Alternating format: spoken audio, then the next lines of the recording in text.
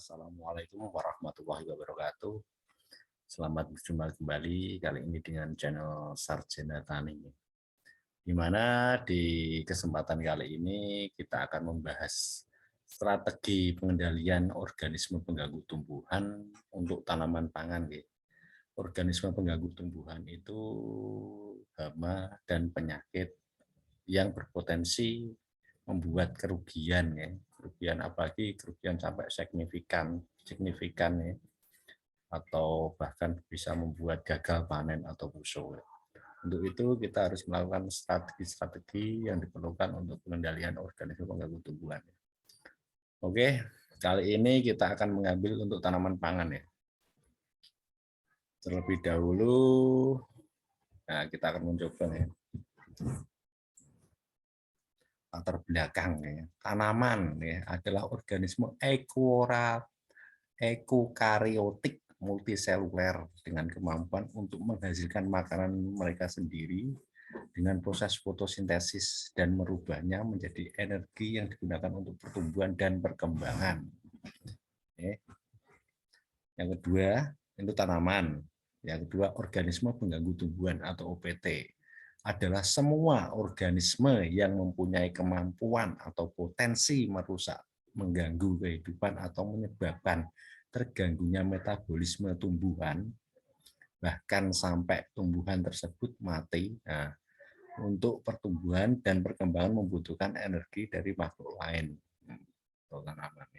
Nah ini yang menyebabkan terganggunya metabolisme. Karena di OPT sendiri itu sifatnya macam-macam ada yang hama. Kalau hama itu bisa saya ambil contoh menggigit atau memakan dari salah satu komponen dari tanaman yang kita budidayakan. Contohnya untuk daun. Daun sendiri itu sebagai dapur untuk masak, untuk proses fotosintesa. Kalau dia terganggu atau bentuknya sudah tidak sempurna karena gangguan hama, dimakan sebagian, nah otomatis untuk proses fotosintesa terganggu. Nah, itu secara gampangnya. Nah,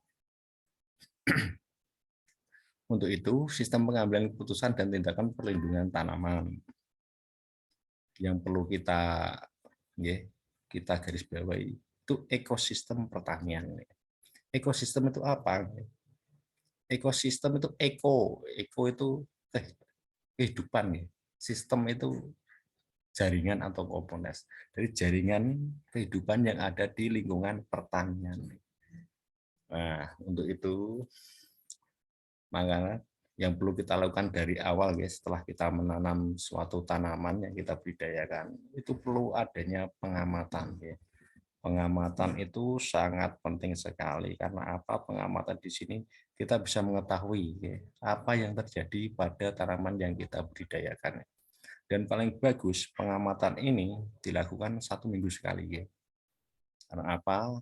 Biar kita selalu update mengetahui keadaan di setiap minggunya. Apabila perlu pengendalian atau penanganan karena sudah ada OPT yang dirasa cukup mengkhawatirkan atau sudah cukup untuk mengganggu potensi kerugian, maka kita bisa dari pengamatan ini kita bisa mengambil keputusan. Kita bisa mengambil keputusan, tapi sebelum keputusan ini bisa kita mengambil peramalan atau peringatan dini. Kita ambil contoh untuk penggerek batang. Kita sudah menemukan kaper atau imago dewasa dari penggerek batang, dari larva yang larvanya nanti bisa merugikan karena dia bisa masuk ke dalam batang tanaman padi dan menggerek sehingga putus dan untuk ujung atau tunas tumbuhnya nanti mati. Kita bisa membuat peramalan di sini, terus mengambil keputusan langkah apa yang harus dilakukan. Terus tentunya untuk ini semua kita harus didukung oleh sarana. Sarana itu macam-macam Ada sarana pengendali, alat-alat pengendali dan lain-lain. Terus lanjut ke operasional pengendalian. Nah ini nanti yang kita bahas strateginya Lanjut. Nah, ini Nah, ini enggak usah ya. Nah, ini strategi pengelolaan OPT tanaman pangan, pengendalian hama terpadu adalah pendekatan ekologis secara luas untuk pengelolaan populasi serangan OPT dengan mengkombinasikan beragam teknik pengendalian yang kompatibel sehingga kerusakan ekonomi dapat terhindarkan dan akibat-akibat yang merugikan dapat diminimalkan. PHT adalah suatu teknik pengendalian OPT yang ramah lingkungan dengan menggunakan strategi pencegahan jangka panjang dan penyimbangan lingkungan. Di sini kita diajak berpikir, pengendalian yang tepat menggunakan strategi apa, yaitu kita menggunakan strategi berpola jangka panjang, karena kita harus menjaga ekosistem sawah, lingkungan sawah. Karena apa, Pak, Bapak, Ibu, petani semua? Untuk lingkungan sawah sendiri, itu sebetulnya kan sudah ada pengendali OPT, pengendali hama dan penyakit tanaman. Di situ ada musuh alami, ada serangga yang termasuk predator atau patogen-patogen parasitoid atau apa yang bisa mengendalikan OPT secara langsung ya, nantinya di lama yang perlu kita jaga itu di situ. Karena apa? Kalau kita menggunakan langsung ke kimia, langsung menggunakan bahan pengendali, apalagi spektrum yang luas ya. Spektrum yang luas itu akan berakibat ini ketidakseimbangan ekosistem di lingkungan sawah panjenengan. Takutnya saat itu kita berhasil mengendalikan suatu OPT atau hama penyakit tanaman. Tapi apabila ada migrasi baru, ya, di lingkungan panjenengan sudah tidak ada lagi yang mengendalikan secara alami. Nah, kalau sudah seperti itu, kalau kita tidak waspada, kita terlambat saja dalam pengendalian, apa yang kita dapatkan hanya pasti serangan OPT akan luar biasa dampaknya. Sangat signifikan, itu pasti ya. Nah, untuk itu dengan strategi pengelolaan OPT tanaman pangan dengan sistem PHT ini kita diajak berpikir bersama ya. Kita tidak melarang untuk penggunaan pestisida, tapi sebisa mungkin pestisida sebagai alternatif terakhir nantinya ya, sebagai senjata pamungkas andaikan dengan prinsip-prinsip PHT nantinya yang akan kita bahas belum bisa untuk mengendalikan atau menanggulangi populasi OPT atau masih OPT masih tingkat serangnya masih tinggi, terpaksa kita harus menggunakan pestisida kimia. Itu pun kita harus menggunakan secara bijaksana ya. Nah, identifikasi masalah.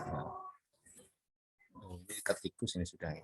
Nah, untuk ini ya Bapak Ibu ya, maaf ya. Hari ini atau kesempatan kali ini kita akan mencoba bahas satu-satu ya. Di sini tuh ada beberapa macam pengendalian ya. Meliputi pengendalian tikus ada ya.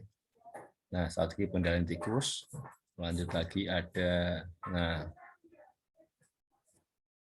nah ini strategi pengendalian penggerak batang. Terus lanjut lagi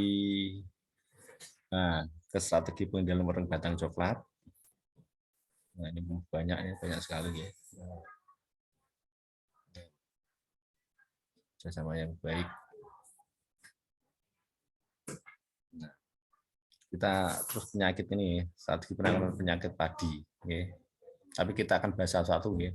Untuk episode berikutnya atau lain waktu kita bahas lagi yang lainnya. Monggo saja nanti kalau ada pertanyaan-pertanyaan yang mau disampaikan atau mau ditanyakan ke saya, langsung saja komen di bawah ya. Yang saya akan angkat di pertemuan kali ini, di kesempatan kali ini, itu strategi pengendalian penggerak batang. Karena apa? Dari pengamatan saya kemarin, ya, dalam minggu-minggu ini, ternyata penerbangan untuk imago penggerak batang padi sangat luar biasa, ya. Terutama di wilayah saya, wilayah kecamatan saya, kemarin sempat beberapa tempat saya menemukan penggerak imago ini ya, seperti ini. Nah, untuk mestinya Bapak Ibu petani pernah melihat cover ini ya. Kaper ini besarnya tuh sekitar panjangnya 1 cm ya, 1 cm. Itu sudah dipastikan kalau itu imago penggerek batang. Kalau kecil itu bukan penggerek batang, tapi nanti bisa ke hama putih palsu ya. Nah, yang kita waspadai untuk imago penggerek batang yang ada titik 2 hitam-hitam di kedua sayapnya. Itu untuk ciri utamanya ya. Nah, yang kita pelajari di sini Bapak Ibu ya, di siklus hidup ya. Ini siklus hidup. Siklus hidup OPT penggerek batang atau hama penggerek batang. Itu dari imago awal ya. Imago. Imago itu umurnya 4 sampai 7 hari Bapak Ibu. Ya. Jadi kita nggak usah mengendalikan imago ya. Kita nggak usah mengendalikan kupunya. Kita nggak usah mengendalikan kapernya. Karena apa? Yang merusak bukan kapernya, bukan kupunya, tapi nanti larvanya, ya, anaknya, biasanya seperti itu. Ya. Nah, dalam waktu 4 sampai 7 hari, mestinya kaper ini akan proses ya, mempertahankan generasinya atau mempertahankan siklus hidupnya dengan bertelur. Nah, itu Bapak Ibu. Jadi kan setelah pengamatan di sawah melihat keberadaan si kaper ini saya dalam 4 sampai 7 hari. Ini saya dalam 4 sampai 8 hari itu udah 7 hari kok 8 hari. Ini menemukan ini Bapak Ibu.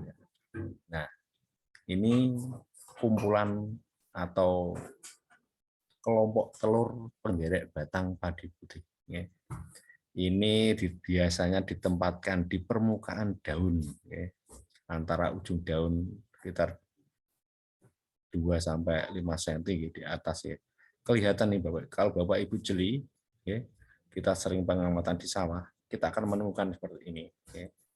Ini hadir bisa di saat waktu persemaian, bisa juga di saat sudah tanaman padi sudah ditanam ya, atau sudah dipindah tanamkan. Ini biasanya kita harus waspada untuk ini. Nah, proses umur telur ini sendiri itu 4 sampai 8. Ya, 4 sampai 8. Berarti maksimal 8 hari ini sudah menetas. Menetas ya. Menetas itu jadi larva. Larva itu ulet. Ulet anak kupu jadi larva yang disebut ulet ya. Ulat. Ini yang akan berbahaya ya, ulat. Lah, ini kita cerita dulu ya. Cerita dulu aja nih siklus hidup. Terus ulat ini Bapak Ibu setelah menetas, nah, akan menjadi larva. Ini ulatnya. Dan umur larva itu 19 sampai 29 hari. Nah, ini yang fase-fase berbahaya. Jadi yang perlu kita kendalikan itu di fase ini. Di fase larva. Larva umur 19 sampai 29 hari. Terus setelah jadi larva, dia akan berkepompong kembali. Kalau ini tidak, dia masih bisa bertahan hidup, dia akan berkepompong. Nah, umur kepompong itu 8 sampai bahkan bisa lebih kalau di musim kemarau, akhir-akhir untuk musim tanam, ya dia akan berkepompong, bertahan lama di situ, bahkan sampai tahunan ya, setahun. Di musim penghujan berikutnya dia akan berubah ya, bermetamorfosis menjadi imago dewasa lagi. Nah, dan di dalam satu musim tanam itu biasanya bisa terjadi 2 sampai 3 generasi per musim. Nah, bahaya sekali. Ini pun ini jumlah telurnya ini kalau penggerek batang padi putih itu sekitar 100 sampai 200 butir telur. Nah, netes kabeh dengan bayangkan saja ya. Satu kelompok telur 100 sampai 200. Nah, itu kita ambil yang paling dikit, paling minim ya. Lah, nak kemampuan telur ini bisa 1 sampai 10 kelompok telur. Udah berapa satu imago? Satu dewasa betina bisa bertelur 10 kelompok telur. Sudah 1.000 sampai 2.000 ekor larva yang siap menyerang tanaman padi Anda. tanaman padi panjenengan. Nggih. Tuh pentingnya pengamatan di situ nggih. Nah, lanjut. Terus ini spesifik sifat nih atau karakteristik penggerek batang ya. Terbang. Nah, itu terbang dan atau tertarik cahaya pada malam hari. Jadi kalau penerbangan itu dia mesti ke arah di mana ada cahaya di malam hari. Jarang sekali di terbang siang itu, kalau di siang paling dia hinggap dan jarang terbang. Di malam hari ini penerbangan luar biasa. Apabila jenengan pas lewat di pematang sawah di malam hari atau pas perjalanan kemana melihat penerbangan di bawah-bawah lampu, nah itu berarti di ekosistem sawah berarti sudah banyak terdapat imago penggerek batang. Terus mampu terbang 4-10 km dengan angin periode 15 menit. Dengan bayangin kecepatannya berapa? 15 menit kuat 4-10 km, Bapak Ibu. Mampu terbang 4-10 km dengan angin periode 15 menit. Kecepatan jangan usah dihitung. Nggak usah dihitung. Yang penting cepat. Jadi kemampuannya terbang itu 10 km. Berarti waspada 10 km ada serangan, ada penerbangan, berarti jangan ayo wah adoh 10 km. Nah, dia masih bisa untuk menjangkau sawah panjenengan di sini, sawah Anda. Nah, ingat hanya kawin dan bertelur ya ini Mas. Ingat hanya kawin bertelur 200-500 butir. Itu satu induk satu betina dewasa itu kuat bertelur 200-500. Berarti ini bisa dikategorikan menjadi 5-10 kelompok telur ya. Nah, terus perpindahan larva pakai benang larva. Ini gini, menetas dia dari kelompok telur ini, dia menetas dari kelompok telur ini, tuh kok malah pindah. Dari kelompok telur ini menetas ya. Menetas terus menjadi larva kecil sekali Bapak Ibu, kecil sekali. Dia akan menggunakan tali. Nah, itu benang. Nah, ini yang disebut benang ini. Benang larva. Seperti apa ya? Pasti tahu kayak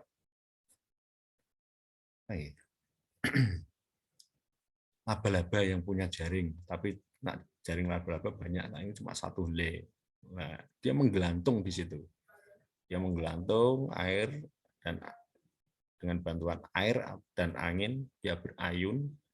Nah, nanti setelah sampai di batang, larva sampai di batang, dia akan mencoba masuk untuk menusuk, memakan dan membuat lubang kecil masuk di dalam batang. Itu ceritanya seperti itu. Terus larva masuk di dalam tanaman 10-12 4 jam. Dalam satu prosesnya itu sebetulnya lama juga. 10 menit sampai 24 jam satu hari. Dia sudah berhasil masuk di dalam batang tanaman. Tidak mengenal varietas tahan. Nah, ini yang repot. Jadi selama ini tidak ada varietas yang tahan untuk penggerek batang. Semua varietas disikat. Semua apa ya? Seperti impari, seperti jenis ketan, mau hibrida, mau apa, dia tidak mengenal itu. Yang penting dia berada di situ, dia pasti akan memakannya. Tuh. Fase kritis tanaman, nah ini kritis itu yang dianggap paling berbahaya, paling bisa menyebabkan kerugian yang signifikan. Itu di fase pembungaan ya. Berarti 40-60 hari Bapak Ibu ya.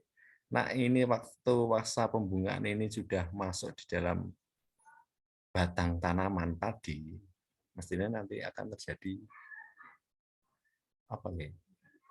Malai padi yang keluar nanti tidak berisi. Karena apa? Karena titik tumbuh di bawah, ya, di dalam batang itu sudah dimakan habis sehingga terpotong. Jadi makanan yang ada di sana tidak bisa tersuplai ke atas sampai ke malai. Jadi hampa. Ya. Itu namanya kalau di Bapak Ibu Tani biasanya disebut bluk. Ya. tanaman akan muncul putih, tiada isi. Kemampuan khusus PBK. Nah, ini untuk penggerak batang padi kuning ya. Nah, ini untuk penggerak batang padi putih. Hanya sampai 200 meter DPL mampu dihapus. Dihapus itu berkepomong Bapak Ibu.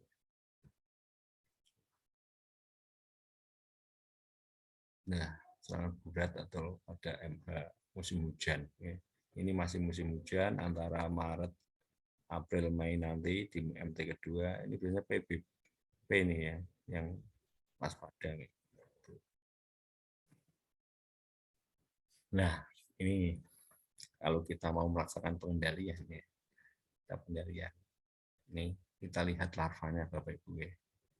Larvanya. Kalau kita terlambat dalam pengamatan, kita nggak mengetahui saat penerbangan atau saat kelompok telur atau saat penetasan sudah terjadi serangan ataupun terdapat batang-batang tanaman atau ujung-ujung tanaman yang apa istilahnya mengeluntung atau menggelinting seperti sudah layu.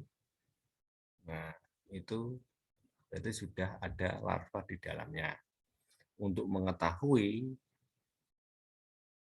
kalau bisa ambil yang mati itu, kita buka Bapak Ibu, kita pecah, kita bedah, kita cari ulatnya, dia itu instar berapa.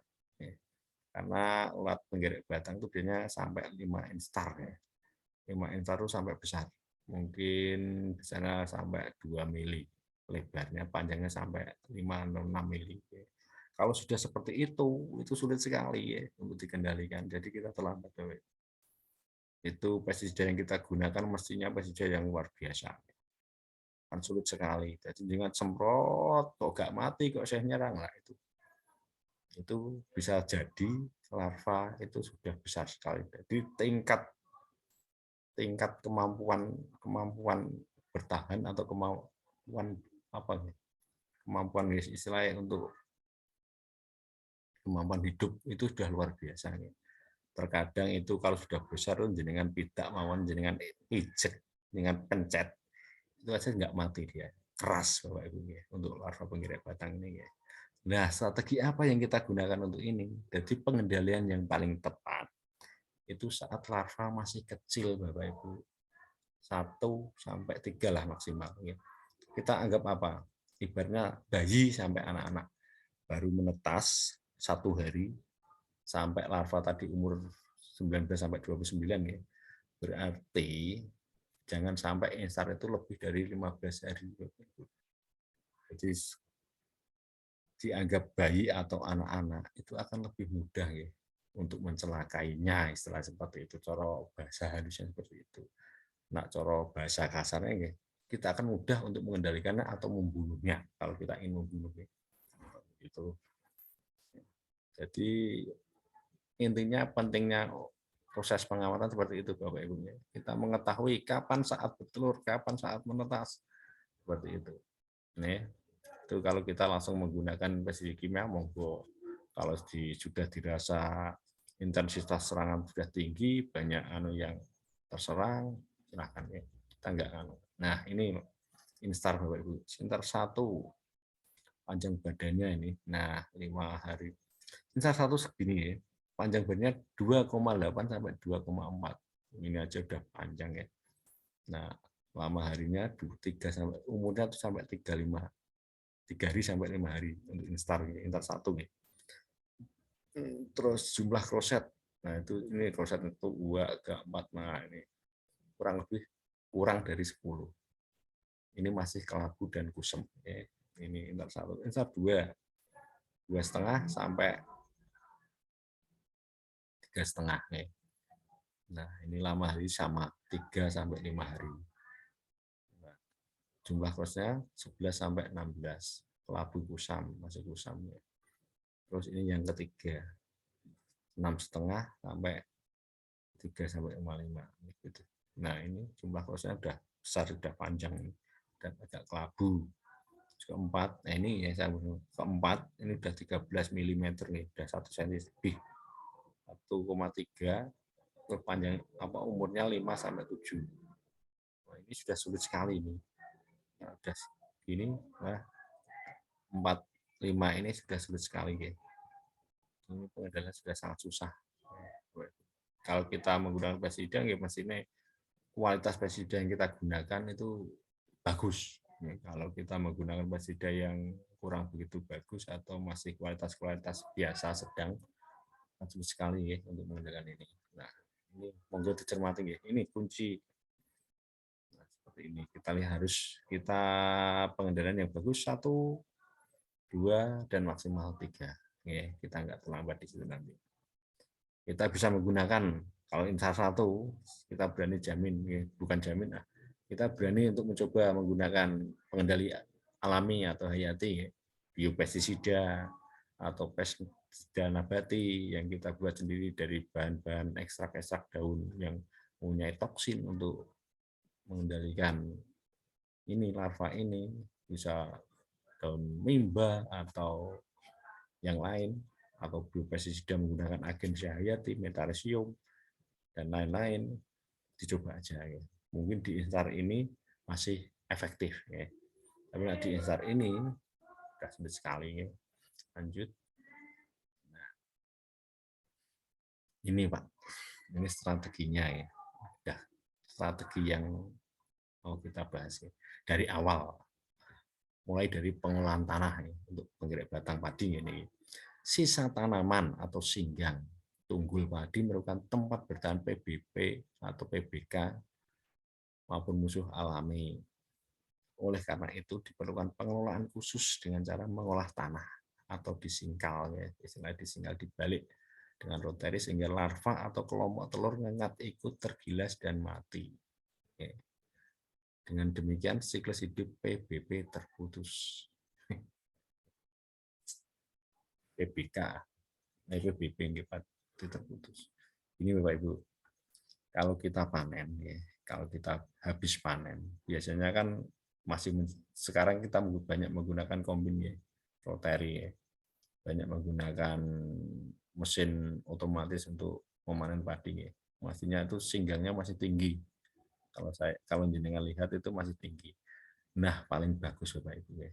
Setelah panen langsung saja, saran saya langsung saja dilakukan pengolahan tanah. Dibalik dulu nggak apa-apa, disingkal ya. Nah ini dengan cara mengolah tanah disingkal atau dibalikkan dengan rotary. Sehingga apa? Larva yang tersisa, yang tinggal di dalam batang ya, atau kelompok telur atau ngengat atau apalah, tergilas dan mati di dalam tanah. Itu juga termasuk penting sekali. Nah, saya lihat kebanyakan petani habis dipanen dibiarkan, ya. Dibiarkan sudah mulai pembuatan persemaian. Ya. Nah, dikhawatirkan persemaian tumbuh, terus yang dari singgang atau dari tunggul itu pindah ke persemaiannya Anda, Bapak Ibu tani semua. Tapi seperti itu ya. Jadi sebisa mungkin habis panen secepat mungkin aja disingkal, dibalik biar segera mati yang tersisa untuk larva atau ngengat atau kelompok terus dan lain-lain untuk penggerak batangnya. Terus yang kedua, nah ini tanaman refugia. Ya, kita harus menanam refugia. Refugia itu apa Bapak Ibu? Refugia itu tanaman bunga. Ya. Tanaman yang berbunga, bisa bunga-bungaan atau mungkin tanaman horti yang bisa keluar bunga, yang kalau bisa itu berwarna bunga yang cerah, nih, bisa kuning, bisa putih. Itu apa ya? Refugia. Bunga itu menciptakan lingkungan yang kondusif untuk berkembangnya musuh alami. Musuh alami itu macam-macam Bapak Ibu. Tak ceritain dikit ya. Ada parasitoid untuk telur. Ya, jadi telur penggerek batang pun itu sebetulnya sudah ada musuhnya di alam. Nah, itu namanya parasitoid telur. Di mana nanti parasitoid itu dia juga bertelur, menitipkan telurnya di telur penggerek batang. Nih, saya ulangi ya. Bertelur, menitipkan telurnya di telur penggerek batang. Sehingga nanti apa? Kalau sudah telur penggerek batang terparasit atau apa namanya terparasit oleh kok terparasit sih? Ya, terparasit. Yang menetas nanti bukan larva penggerek batang, tapi larva dari parasitoid itu. Lah parasitoid sendiri itu banyak Bapak Ibu. Ada Trichogramma sp, ada macam-macam lah. Nih, nggak usah dibahas di sini, yang penting ada. Nah, tuh pentingnya ya. Terus musuh alami terutama predator. Nah, ini parasitoid memerlukan tanaman singgah untuk tinggal sementara sebelum mencari inangnya. Tak baleni. Musuh alami terutama predator dan parasitoid memerlukan tanaman singgah sebelum dia mencari makan. Nah, itu dia biar singgah, biar jenak dulu mungkin ya. Nah, jenak dulu mampir di tanaman refugia kita yang sudah kita siapkan untuk tinggal sementara sebelum mencapai inangnya.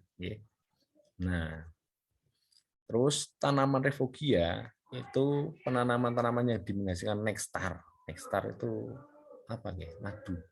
Nektar. Diharapkan mampu menjadi tanaman singgah bagi predator di lapangan. Nah gini Bapak Ibu. Nanti mestinya apa ya? Parasitoid itu dia akan berkembang biak di situ ya. Nah, setelah berkembang biak itu seumpama kita ambil contoh gini. Setelah dia menitipkan telurnya di telur penggerek batang, menetas ya. Mestinya dia kan belum bisa mencari makan. Nah, tuh belum bisa mencari makan dan manusia mungkin disuapin sama induknya atau disuapin sama ibunya. Tapi kalau binatang, parasitoid dia tidak akan bisa mencari musuh, mencari makan yang berwujud hama. Nah, dia membutuhkan nektar yang dihasilkan dari tanaman refugia, Bapak Ibu. Seperti itu. Terus keberadaan tanaman refugia diharapkan dapat mengundang hadirnya musuh alami di lokasi. Nah, dengan menanam tanaman refugia secara tidak langsung, parasitoid atau musuh alami yang ada di sekitar ekosistem sawah panjenengan itu akan semakin banyak yang tergoda, yang datang, yang rawuh untuk memenuhi ekosistem di areal persawahan Anda semua, Bapak Ibu petani semua. Itu sangat biasa bagus, penting sekali itu untuk membantu kita nih. Nah, musuh alami banyak, predator dan lain-lain. Nah, hidup di lokasi sawah kita, mestinya secara otomatis dia akan menekan sendiri ya perkembangan populasi OPT-nya di situ ya. Nah, tanaman refugia yang diperkenalkan pada kegiatan ini adalah bunga matahari, Bapak Ibu. Nah, ini macam-macam refugia, macam-macam. Atau ada bunga matahari yang kuning itu yang besar bagus itu. Nah, itu sangat banyak sekali nanti. Coba aja ditanam di tanggul-tanggul atau di keliling hamparan panjenengan. Tanam bunga matahari nanti masih banyak-banyak seperti apa nih? Hitam seperti lalat hitam, tapi bukan lalat, seperti nyamuk lebih besar lagi di Trichogramma itu banyak sekali di situ ya. Nah, terus kenikir itu yang seperti apa ya, bunga apa ya, yang agak kurang enak baunya itu tapi bagus ya. Dan wijen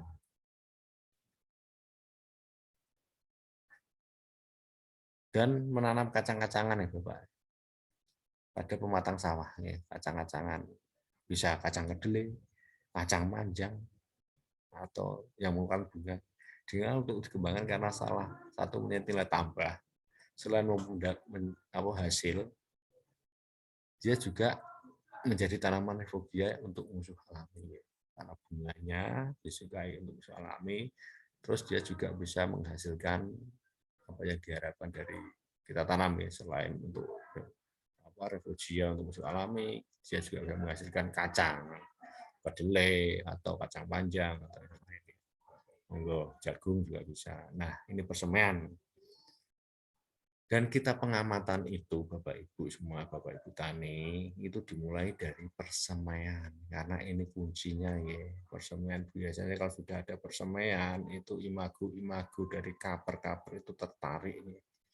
dia akan terburu-buru untuk mempertahankan generasi selanjutnya dalam kehidupannya mungkin ya.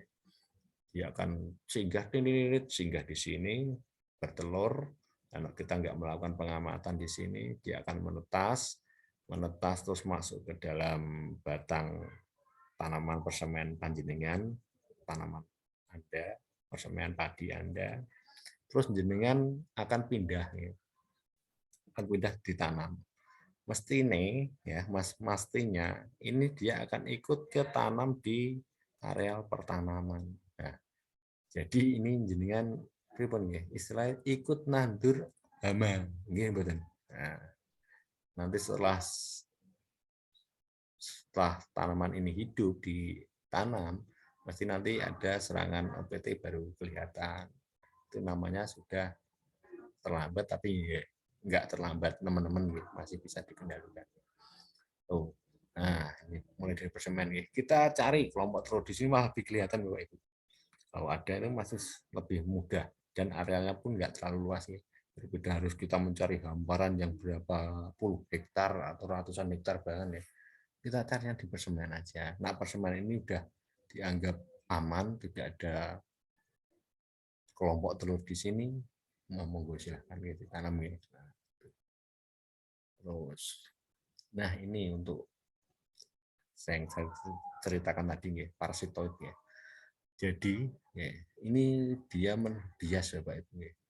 Bias ini sudah ini telur dari parasitoid ya. Ini dari tingkat lab ini sudah mengembangkan ini parasitoid trichogramma atau pelepasan parasitoid harus mengikuti masa periode pertimbangan.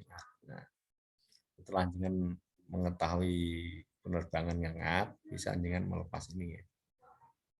Nanti bisa biar dia bertarung di alam. Mana yang lebih kuat? Semoga saja untuk parasitoid ini yang lebih kuat ya.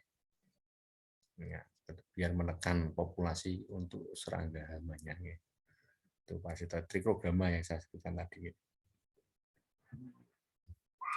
Nah, ini pengambilan telur di persemen tadi. Ini contohnya. Nah, contohnya seperti ini. Ini sudah menyelamatkan berapa nih kan? Ini kalau dihitung banyak 1, 2, 10 lah mama. Sudah 1000 batang jenengan selamat nih dari sini ya. Dari sini jenengan selamat 1000 batang tanaman. Nah, bumbung konservasi bisa juga Bapak Ibu setelah jenengan mengambil kelompok telur dengan buat ini bumbung ya. Bumbung ini ada lubangnya gitu Bapak Ibu. Terus dikasih air apa ya istilahnya? Dikasih ruangan atau atasnya ini terbuka. Harapannya apabila nanti telur ini yang menetas larva, dia akan mati di dalam karena nggak bisa keluar. Terus kalau yang menetas ini parasitoid karena dia sudah terparasit oleh telur trichogramma, dia akan keluar dan terbang ke hamparan. Terus dia akan berkembang biak di situ, mengembangkan generasinya penerus-penerusnya untuk mengendalikan hama penggeret batang di lokasi persawahan yang ada. Dan begitu jangan akan lebih ringan ya, ada yang membantu, ada yang ngelangi. Nah, ini parasitoid di program ini bias ya. Ini dari kembangan di tingkat lab ya. Nah, ini aplikasi pesida di persemaian. Boleh jangan pakai persemaian, pakai pesida kita nggak melarang. Itu juga sampai panjenengan ya. Monggo silahkan. Nah, apabila populasi kelompok telur di atas ambang pengendalian, dirasa sudah banyak sekali kelompok telur, boleh ya, pengendalian penggunaan pesida. Terus ini gunakan pesida tabur, yang paling bagus tabur Bapak kalau persemen ya. Bahan aktif karbofuran ya, dengan dosis untuk persemaian ya antara 300 sampai 500 meter bersih. Persemaian menggunakan 4 sampai 6 kilo karbofuran. Karbofuran itu banyak sekali nanti merek dagangnya di pasarannya. Monggo cari. Yang penting bahan aktif karbofuran. Bentuknya fril. Yang bentuk fril ya. Terus fungsi ganda mengendalikan WBC. Nah, karbofuran sendiri ini berfungsi ganda. Saya mengendalikan WBC, penggeret batang, kepinding tanah, dan tanpa membunuh musuh alami. Kalau kalau tabur ya. Panjenengan menggunakan yang aplikasi semprot. Nah, kembali lagi takutnya musuh alami ini ikut terkena imbasnya, ikut terkena pestisida dan ikut mati. Ya, seperti itu. Terus aplikasi pestisida di pertanaman, pengamatan intensitas kerusakan. Dengan pengamatan dengan bisa menentukan intensitas kerusakannya. Ya. Itu kok sudah mengerikan atau sudah banyak sekali yang terserang. Nah, seperti itu. Pengatan larva dengan melakukan pembelahan. Nah, seperti yang di awal tadi saya ceritakan ya. Pengamatan larva dengan melakukan pembelahan batang bergejala untuk mengetahui ya, tingkat penentuan instar larva. Terus apabila dominan instar larva 1 sampai 2 3 lakukan aplikasi dengan pestisida sistemik pestisida yang digunakan itu sistemik Bapak Ibu ya. Sistemik itu bisa masuk ke jaringan tanaman, jangan yang kontak ya. Yang sistemik karena apa? Penggerek batang itu larvanya di dalam batang Bapak Ibu. Kalau kita menggunakan kontak itu yang terkena yang mati, yang tidak terkena tidak mati. Makanya kita pakai yang sistemik. Banyak sekali pestisida sistemik ya di merek-merek dagang di pasaran ya. Karbosulfa, karbofuran, karbosulfan juga, terus apa namanya chlorantraniliprol, bisa monggo pilih dimehipo dan lain-lain lah, banyak sekali. Terus apabila dominan instar larva tua 5 prapupa ini sebelum jadi pupa, instar 5 itu udah panjang, udah besar, udah keras. Ya. Itu prapupa sebelum jadi pupa ya, dan pupa. Kemudian untuk generasi berikutnya, nggak usah dikendalikan kalau ini Bapak Ibu. Oke, di generasi 5 ini berat sekali, sehingga mesti membutuhkan biaya yang sangat besar ya, untuk mengendalikan ini. Karena gitu, kalau sudah ini, yes, kita tunggu periode berikutnya aja ya, untuk kita lihat. Pembelahan batang ini contohnya pembelahan batang untuk mengetahui tingkat larvanya gitu, umur larva berapa ya, satu. Nah, itu sudah selesai. Mungkin di lain kali kita akan menggerek batang atau kembali ke tikus ya, yang mau kita bahas untuk periode berikutnya, episode berikutnya. Begitu Bapak Ibu ya. Kalau ada pertanyaan langsung saja di chat di kolom komentar atau bisa japri saya, nanti tak kasih nomor saya ya di kolom deskripsi. Nanti kalau ada perlunya monggo, kita welcome aja ya. Kita share ilmu, kita berbagi ilmu, kita belajar bareng. Siapa tahu ada manfaatnya buat kita semua, siapa tahu nanti bisa kita kembangkan lagi ke generasi kita berikutnya, untuk anak, untuk saudara, untuk teman, tetangga, dan siapa aja yang mau. Karena ilmu itu tidak ada jeleknya, semua baik demi kepentingan kita bersama. Begitu dari saya, kurang lebihnya mohon maaf karena saya manusia biasa, tempatnya salah dan dosa, tempatnya kekilafan, kelupaan, dan lain-lain. Untuk itu dari saya pribadi, saya mengucapkan banyak-banyak minta maaf ya. Maaf yang sebesar-besarnya dan banyak-banyak terima kasih untuk semuanya. Ya. Akhir kalam, wabillahi taufiq wal hidayah. Wassalamualaikum warahmatullahi wabarakatuh. Semoga bertemu di lain kesempatan ya.